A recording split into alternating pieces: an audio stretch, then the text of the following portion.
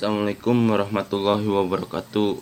Nama saya Abi Prayo Fauzan Nugraha, NIM D1A019137 dari kelas D 2019 Praktikan Statistika. Saya akan menjelaskan distribusi frekuensi. Yang pertama itu ada variabel. Semua objek yang menjadi sasaran penelitian kita sebut gejala. Lalu gejala menunjukkan variasi dalam jenis maupun tingkatan, disebut variabel.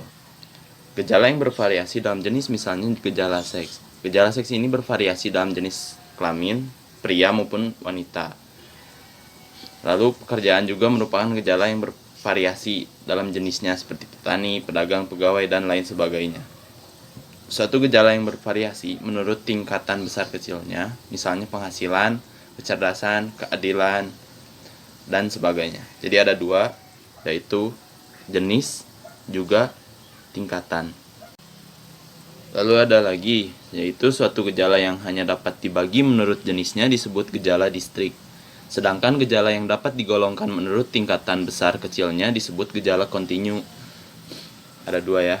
Lalu angka-angka yang melekat pada variabel distrik adalah angka-angka kualitatif yang dihasilkan atau diperoleh dari perhitungan atau penjumlahan. Misalnya jumlah wanita pada kelas ini ada 100 orang dan prianya ada 150 orang.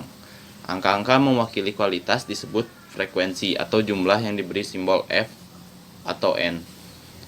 Sebaliknya, angka-angka yang melekat pada variabel kontinu biasanya merupakan angka-angka kuantitatif, misalnya IQ atau IQ 110. Mungkin nilai statistika 70. Angka-angka tersebut diperoleh dari suatu pengukuran dalam statistik.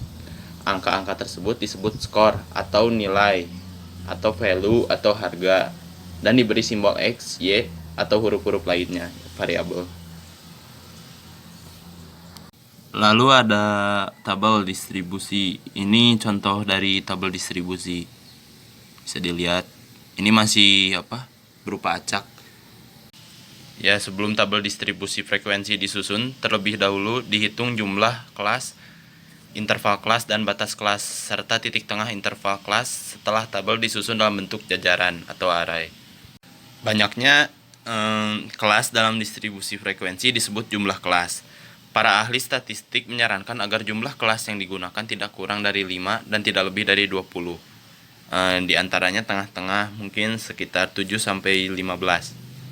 Jumlah kelas yang lebih dari 20 memberikan gambaran yang sangat jelas tentang karakteristik individu, tetapi tidak dapat menunjukkan dengan tajam karakteristik kelompok. Sebaliknya, bila kurang dari 5 gambaran tentang karakteristik kelompok sangat menonjol, tetapi karakteristik individu menjadi kabur. Maka dari itu, di tengah-tengah antara 7 sampai 15. Lalu selanjutnya interval kelas dan batas kelas. Interval kelas dan batas kelas mempunyai hubungan yang erat. Hendaknya interval kelas dibuat sama dan menggunakan bilangan positif. Batas kelas, yaitu kelas limit, bahasa Inggrisnya, adalah nilai batas dari tiap kelas pada sebuah distribusi frekuensi dan digunakan untuk memasukkan angka-angka hasil penelitian dalam kelas tersebut.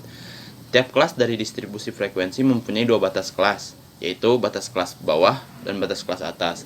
Penentuan batas kelas dilakukan sedemikian rupa sehingga kita tidak ragu-ragu pada saat memasukkan nilai ke dalam kelas yang sesuai. Tapi kelas atau batas teoritis terletak pada pertengahan antara batas kelas atas dari suatu kelas dan batas kelas bawah dari suatu kelas yang mengikutinya.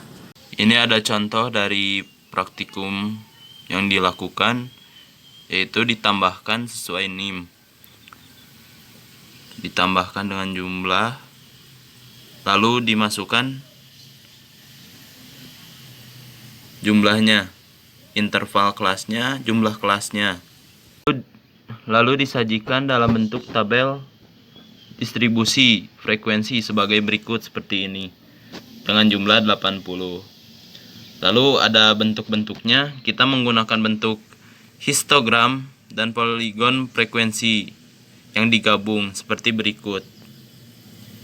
Ya, mungkin sekian dari saya. Mohon maaf bila ada kesalahan kata karena saya makhluk yang kurang sempurna. Terima kasih. Wassalamualaikum warahmatullahi wabarakatuh.